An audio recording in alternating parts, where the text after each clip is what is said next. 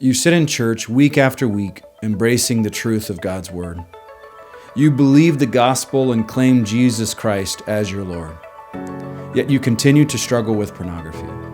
You feel like a hypocrite, returning to the sin you hate that mocks the God you love. You desperately wonder, is lasting freedom even possible? Yes, you can overcome pornography, but not alone. 2 Timothy 2:22 says, "Now flee from youthful lusts and pursue righteousness, faith, love, and peace with those who call on the Lord from a pure heart." Only by repeatedly running from sin to Christ with other believers can you hope to enjoy lasting freedom. You can live with purity and integrity. Take courage, seek accountability, and do whatever is necessary. Get equipped at accountable2you.com. All right, so we had full-time David Bonson, on work, and now we're going into full-time Megan Basham on journalism. She about to bash On him. journalism. Hey, y'all, welcome to Cross Politics on the Fight Labs Feast Network. Have you joined our club yet? Or sign up to prodigalamerica.com. We got some great announcements Oh my goodness. coming. It's the Fight Laugh Feast Conference. Yeah, it's this year. spicy. It's in Fort Worth, Texas. Go to prodigalamerica.com. The mission of Armored Republic is to honor Christ by equipping free men with tools of liberty necessary to preserve their God-given rights. In the Armored Republic, there's no king but Christ. They're free craftsmen, and body armor is a tool of liberty. They create tools of liberty, and free men must remain ever vigilant against tyranny wherever it appears. God has given us the tools of liberty, needed to defend the rights he has bestowed upon us. Armored Republic is honored to offer you those tools. So visit them today at AR500-500-armor.com. That's AR500-500-armor.com. We're very grateful to have with us again back our favorite journalist. Yeah, pretty much. Easily. If you ever want to come work for free, Megan, just come over here. Come and work Okay. for us. You're welcome. Enticing offer. Megan Basham is key critic and culture reporter who has worked with The Daily Wire and a frequent contributor to Morning Wire. Megan, thanks for coming back on the show. Yeah, thanks for having me. It's always fun to be in this particular bullpen, so I enjoy it. I don't know if we know what to say. like baseball bullpen or like bullpen? Yes, that's what just boys club. You got your little boys club. And I like that. Thank you. All right. So we want to play a quick clip. I'm sure I know you've seen this clip, Megan, but we've got a clip of this gentleman explaining. Curtis Chang explaining the after-party curriculum and why pastors might find it helpful in this political climate, and then we want to ask you to respond to it. mm-hmm. It's tempting to think, okay, I've got to preach the sermon that will reframe everything, solve all my problems.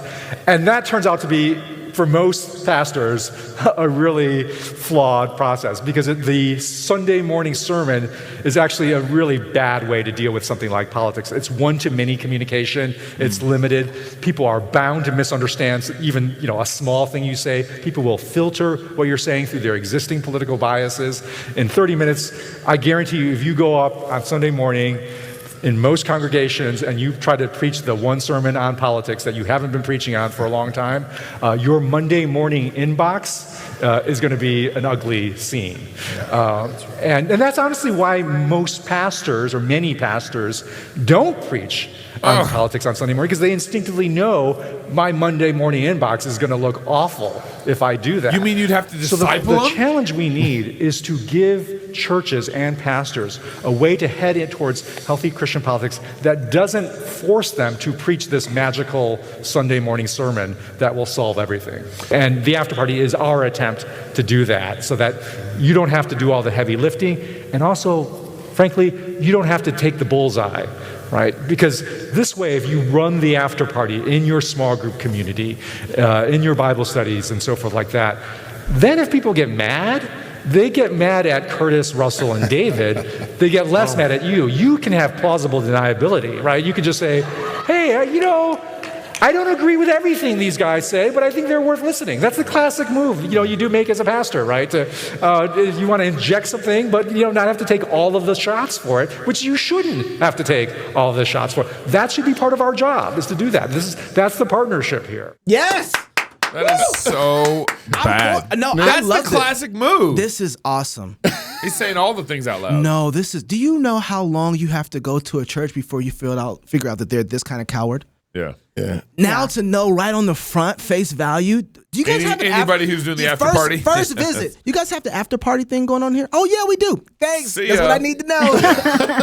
Thanks. Yeah, that's right. That's all I need. Oh, so awesome. This is great. So Are you saying that's not what being a pastor is all about? Maintaining plausible deniability and avoiding wearing a bullseye? That's not pastoring? You won't be getting my ties.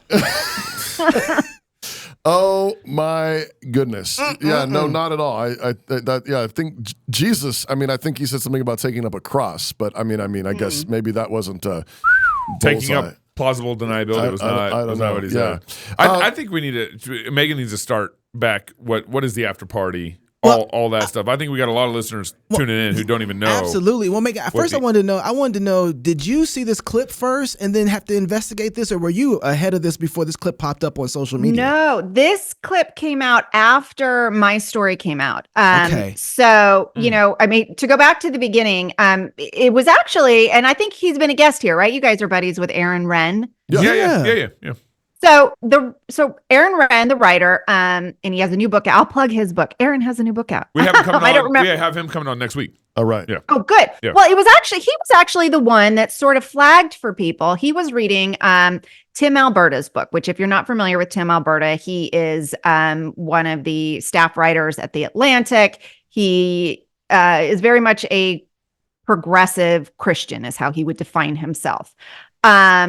And he has this big new book out that's anti-Christian nationalism book called The Kingdom, the Power, and the Glory. And it's very much a hagiography of people like David French and Russell Moore and Curtis Chang. And at one point in the book, he talked about how those three got together to create this Bible study to deal with political idolatry in the church and the divisiveness that's causing in the church. And then a curious little thing, and this is what Aaron picked up on, was that he said Curtis Chang told Alberta we couldn't get evangelical groups to fund it. And so Alberta wrote they had to go to progressive-leaning secular people in order to get this funding. And that was all he said, and Aaron took note of it and mentioned it in an essay. But for me, I went, well, hold up. Who's funding this thing? So, I did a little digging, and one of the first things I found was that it was part of a grant funding round from Rockefeller Philanthropy Advisors, which, obviously a lot of people are familiar with the name Rockefeller, but it is a very large, very old, very hard left secular foundation that doles out money for all kinds of things. But some of those things include promoting abortion, promoting all the gender insanity, promoting homosexuality in, every sort of manifestation. So that is what Rockefeller frequently funds. And in particular, in this very grant round where they announced that they would be funding the after party as one of their new pluralists, they also said they were going to be funding groups like some sort of LGBT rural leadership group to promote, LGBTQ farmers or something. And a group that pledges to help keep fossil fuel in the ground on behalf of climate justice. So this is who was, not just being funded by Rockefeller overall, but in this very niche, particular new pluralist funding round. Well, at that point, I reached out to the after party and kind of let them know, all right, well, I'm doing a story on this. What can you tell me about this funding that you're getting from Rockefeller? And they said, well, we're gonna add a new Q&A to our FAQ section on our website. So I go over there and take a look, and they have also added, by the way, we're also getting funding from the Hewlett Foundation, which, if you're not familiar with them, they are the second largest funder of Planned Parenthood in the country. Ooh. Okay. So these are the groups that are giving them money. And then I went, okay, well, on the after party website, who do they say they're formally formally partnering with in order to sort of spread the word and get the curriculum out. And one of those groups is called the One America Movement. And that's a, quote unquote ecumenical group. And by the way, let's keep in mind, we're talking about bringing a Bible study into churches. So they're partnering with hard left secular foundations. And then also this ecumenical group. It's not Christian. It's supposedly, people of different faiths coming together. And one of the board members of this group, One America Movement, includes an LGBTQ affirming rabbi at a synagogue, female rabbi at a synagogue. And then also a guy who says he's a Christian, but he founded Black Lives Matter chapter in New York, and he defends rioting as self-defense, and he has called Jesus a Black radical revolutionary. So this is who the after party, Curtis Chang, Russell Moore, and David French are partnering with to create this curriculum to bring it into evangelical churches to help them deal with their political idolatry and divisiveness. That's the summary. That's great. What? How much money did they get total from all these different foundations? So they don't say. And, it's a funny thing. You can go through and look at 990s and IRS forms. Yep. And what they do, though, with this new pluralist project, is, $10 million went out to, I think 30 different. So essentially it would be like they were each going to get, if they divided it evenly, $300,000, but that was just from the new pluralist project. So I don't know how much they're getting from Hewlett yet, as those 990s aren't out. So there could be, additional funding from that. Yeah. So if it was evenly divided from this Rockefeller grant round, that would be about $300,000. But I don't know that it was evenly divided. So I can write curriculum, right? Gay more than I get paid. I know that. It seems that we might have to speak real plainly here, because anybody who would be interested in this curriculum is not thinking very clearly. So, Megan, could you spell out why Rockefeller would want to invest in a curriculum inside of people's churches? Right. Okay. So I can tell you two things. I can tell you what they say is their motivation, and then I can tell you some clues to perhaps some other motivation. So, when I asked the after party about it, I did not hear back from Chang, Moore, or French, who I emailed all of them directly. None of them responded, but I did get, a PR person email back. Yeah. And their answer was, because we are concerned with divisiveness within the church and it's tearing people apart and something along those lines, we want to address that. And that's kind of what Rockefeller says too, that we are investing in pluralism so that we can all learn how to live together in this democracy in peaceful fashion. But what's curious is that they noted in their grant funding announcement that this curriculum was going to be rolling out to Ohio, and it called it the battleground of Ohio. Let's keep in mind it's an election year, and it was going to be free through 2024. So I think you can perhaps speculate that if they're talking about unrolling this curriculum in a swing state, that they are acknowledging we're enrolling it in a battleground where none of these, key people live. And we're particularly going to do it this year, and it's going to be free. Well, might perhaps part of the reason that they're doing this be to suppress the evangelical vote, which we tend to know that, you look at most of these issues that conservatives support, it's evangelicals who are holding the line and keeping really the left-wing agenda from just running roughshod over the country. So that would be a part of it. And look, I think we also have to talk about Curtis Chang, who is spearheading this thing, is a Democrat. Now, he calls himself a pro-life Democrat, but here's what pro-life means to him. He has publicly, when Gavin Newsom was being recalled, he publicly asked Christians not to vote to recall Gavin Newsom. Right. So however he defines pro-life, it doesn't preclude him backing pro-abortion candidates. So, I would emphasize that. Right. And then he's partnering with, Russell Moore and David French. And boy, when you think of who are people who are just very non-political and try to stay out of the political fray, do you think about Russell Moore and David French?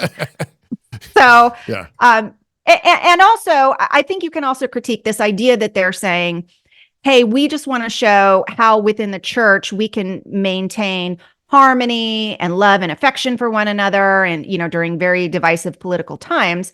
Well, if that's true, why did they choose for the spokespeople and the creators of this curriculum 3 guys who are pretty much lockstep in their views? Right. They didn't bring on like one of you guys, right? They didn't say, okay, let's have a range of Christian opinion then on how Christians might approach politics. They didn't do that. They picked 3 lockstep, like-minded never-Trumpers who have had the same view on everything from vaccines to, lockdowns to how to vote, whether we should vote for Donald Trump. I mean, these guys, there is no sunlight between them in their views. Megan, what have you had a chance to actually look at the curriculum much? And what I mean, it's identifying, targeting political idolatry, but what does that mean? Yeah, I watched the curriculum. It's 6 sessions, I think it was, and I watched through the entire thing, and I kind of clicked through the little surveys. And let me just start by saying I have never seen this before. So if this is no big deal, someone could tell me. It just surprised me that after you finish the first session of the curriculum, you get a little survey from Johns Hopkins, asking you to take this survey. And I've never seen a secular hospital or federally funded medical organization ask me to take a survey while I'm doing my church Bible study. And the subject matter of the survey was, how you identify yourself politically and what level of church engagement you have. Oh. How often you go to church, things like that. So that was odd to me. Okay. So obviously they're partnering in some sense with Johns Hopkins as well. And so, through the 6 sessions, top line here is that there is very little Bible in it. Things that to me, if you're going to have a political Bible study, that would be very obvious. Things like, okay, well, what does it mean to politically seek the good of the city that we live in? Mm-hmm. As Jeremiah tells us, that might be something you would discuss. Or what does it mean to, when we live in a representative republic, to render unto Caesar what is Caesar's? I mean, certainly we have civic duties. How do those manifest themselves in a believer's life? Doesn't deal with that at all. So it was mostly, I would say 80% kind of not super objectionable pablum, just a lot of slogans. Yeah. Things about, seek justice, love mercy.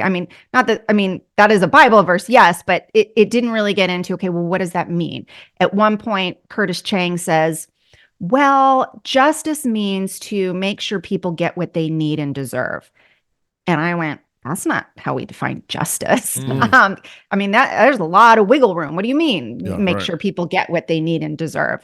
Because to me, it is approaching, and we're given this definition, throughout the Old Testament, we are approaching situations without partiality when we're making judgments. That's part of justice, and they don't touch anything like that. So, and then there's a few moments in it that I was shocked that they keep emphasizing that politics are really complicated. And just because you think how you should approach one issue, you got to be humble because it's complex. And anybody who's telling you that they know how to solve an issue, you should really be on your guard against that person.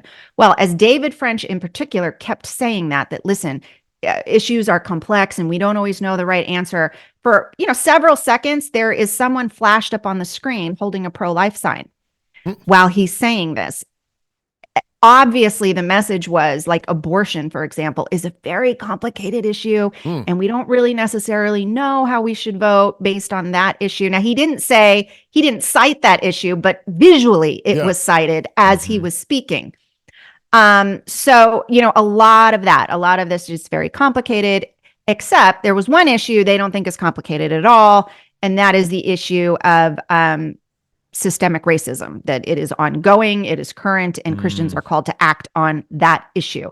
Well, if abortion is complex, but systemic racism isn't, and you're supposed to vote on that, where does that leave you? Wow.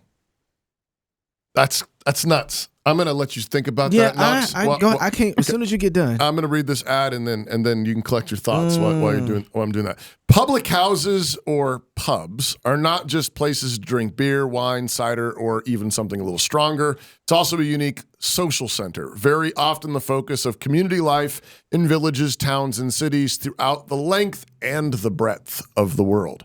We here at Cross Politic hope to emulate that for you and your family. That's why you should grab yourself a pub membership at fightlaughfeast.com. We need you on this ride with us. So pull up a chair, grab a pint, join the boys, as Megan would say, on this ride at fightlaughfeast.com. That's fightlaughfeast.com. And that's how you can watch all our past conferences. Yep. Also, we regularly do a backstage portion with our guests after each show. And audio and we also got there. I also got the magazine and audio format discounts at our conference, prodigalamerica.com. Yeah. Join the pub, fightlaughfeast.com. Gabe, did you have some? Because I have. I'm still thinking. One of the things I don't really have a question right now because I'm still processing, but it's not irony, I guess, but they're the ones allowed to talk about politics. The conservatives aren't. Yeah, they're rising above, Gabe. Yeah. You don't rise above very well. But their curriculum's allowed to address politics on your behalf. Right. And particularly they have they're the priests. That are sanctioned. Absolutely. To be able to talk about this. And they'll do it on your behalf so you don't become a target or whatever. Right.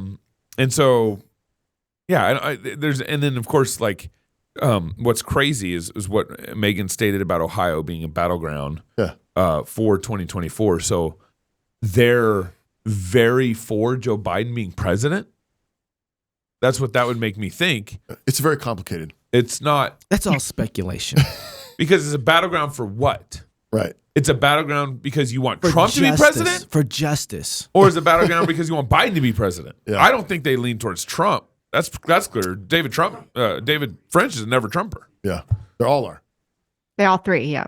So, Megan, there's a couple things I have. My head is spinning with stuff, but I just have to know, what happened? Do you wake up in the morning and, like, do you have some sort of fairy dust that falls from your ceiling that gives you these, I need to go investigate this and figure out what's going on? I know you say it was Ren, but honestly, everything I read from you, I feel like this woman don't miss. Like, what's going on? What's going on in your head? I have an obsessive personality, as my husband might tell you. I just cannot let something go once I'm like, no, wait a minute, hang on, who's doing this? Do you need counseling? Do you and your husband need counseling? I probably do. Yeah, no, that's not.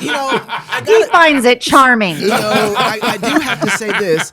I do think about having met your husband. I do think about your husband because for you to be so free to do this, he's created a space for you to feel like engaging. So I think that says a lot about him. Yeah, and I think that's really awesome. I wanted to know, why do you think they chose this place to pick the fight? This is very intriguing. It would seem they would have an uphill battle with conservative Christians, and these guys are all fit inside that category except for one. But why they must think that we're weak here and that there's an open door to be able to get to us. And if the pastors who they are pitching this to are the kind of guys that would actually buy into this, I think they're right. So do we have a problem? Yeah, no, we absolutely do. I mean, look, already, I saw, right after my story came out, it was maybe the following weekend, a great big pastors conference in Phoenix, right in that suburb area of Mesa. They were having a big pastors conference welcoming Chang as one of the speakers and Russell Moore as the keynote. And, of course, you got two guys from the after party, and the subject matter was politics and polarization. So they're bringing two members of the after party in to speak at a pastors conference. So, obviously they think we can get this in. And I think history shows them, certainly recent history, that the church can be a really easy mark. And, on top of that, they've got the support of the Council for Christian Colleges and Universities, 185 member schools. one of their presidents sent me a copy of the email that they sent out, and they sent this out last August. So they've been preparing this for a while. And that email said, here's this great curriculum about politics and divisiveness. Please consider using it in your student life ministries and in your pastoral ministry classes. Wow. So 185 Christian schools. So yeah, I mean, I think, they have learned that Russell Moore in particular has done a lot of work in this area, where he worked with the Evangelical Immigration Table and some other organizations that have kind of run the same game in taking secular money and then funneling these messages into the church. So he's really just doing it again. It seems to me too that, to your question, Knox, the way this is being pitched, part of it is the political idolatry, but the way that Chang is talking on that video is he's also seeing an opening where pastors he sees them as being particularly vulnerable to this offer. You feel trapped. And I think in the post-COVID moment, you just think about how so many pastors have gone through the grinder because church is destroyed because they hadn't prepared their people. The one thing that was I actually agree with, you cannot possibly think you're going to disciple your people in how to think Christianly about politics by doing one sermon. Yeah. You cannot do that. Right. It takes it's discipleship. It's going to be a lot of teaching over time. You're right. If you try to do some one silver bullet, you might torpedo your church. Mm-hmm. But because so many churches have not been faithfully discipling their people about what God teaches about politics from Genesis to Revelation, they find themselves trapped in this moment. And then you got these lockdowns, and then you got people probably in their congregations pushing against that, and then they got the CDC and the masks and the jabs and all the rest of it. And I think they're probably seeing a moment where pastors are if you haven't been faithful to this point. I think I'm hoping that some have repented and are saying, I need to repent, I need to teach the word of God, and I need to not care what anybody says, I need to be faithful. But I think a whole bunch of them are saying, all right, how do I hold this together and not submarine my ministry? I need my job, I need this ministry, whatever. And maybe what we need here is peace. What we need right now is I need a plausible deniability. Yeah. I need to try to bring this up and try to get people to ease up on this, cool down, which I think is maybe interesting. I don't know if you've thought about this, Megan, but I wonder if that's some indication though that the people in the pew are kind of starting to get tired. I wonder if this is a little bit of an indication that the run-of-the-mill congregants are starting to say, wait a second, you made us wear stupid masks for 2 years? Yeah. And David French and Chang and Moore are saying, here, give them this. This might calm them down. Yeah. And I think, look, if you just came through a season where you were outsourcing, important decisions that you should have been making as a shepherd to the federal government, then yeah, it's probably not going to be a big step for you to go, well, I'm going to continue to not preach on politics then. I'm just going to outsource all of my teaching on this subject to these guys as well. You've already sort of made a habit of that. And one of the things that was interesting in the curriculum itself was how much it emphasized how dangerous it can be for Christians to have power. Wow. And that was a theme through all of it, but it hits it really heavily at the end, where it says, look, Christians in authority don't have a good track record. Look at some of the things that Christians allowed under their watch. And I'm trying to remember what it said. I think part of it was an allusion to slavery, but just in general, the theme is Christians in power is a dangerous thing. So, the upshot is we should embrace sort of our pietistic tendencies, and we should, I think, somewhat feel ashamed of seeking to enact our public will, to have an influence on the public sphere the same way our secular neighbors do. Somehow it's not dangerous for pagans to have power, but it is dangerous for Christians to have power. Mm-hmm. And they don't really explain that, but they explicitly say that Christians have a bad track record of holding authority.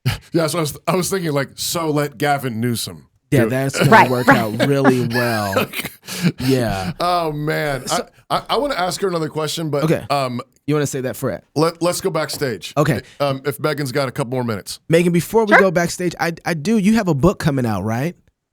I do. We're not at pre-order stage yet. Okay. We are in.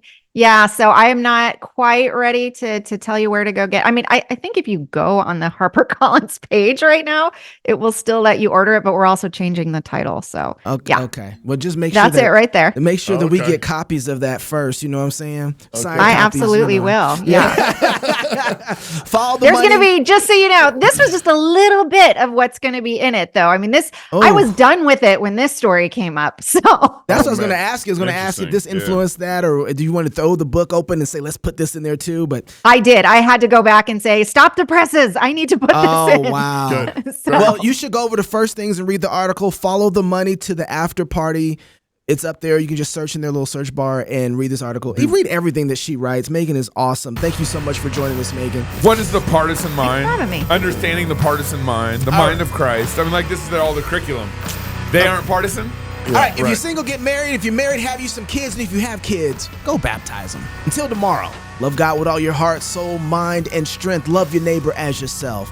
Go fight, laugh, and feast. This is Cross Politic. My name is Jamie Piles. I joined Samaritan in December of 1996. We were homeschooling our kids, and we were already thinking outside the world's box, if you will. And I saw a little tiny classified ad about this new kind of idea I'd never heard of before. My first reaction was, that's the kind of thing that we would do, isn't it? And so I finally called the number, talked to them, and the more I asked them questions, the more I liked their answers.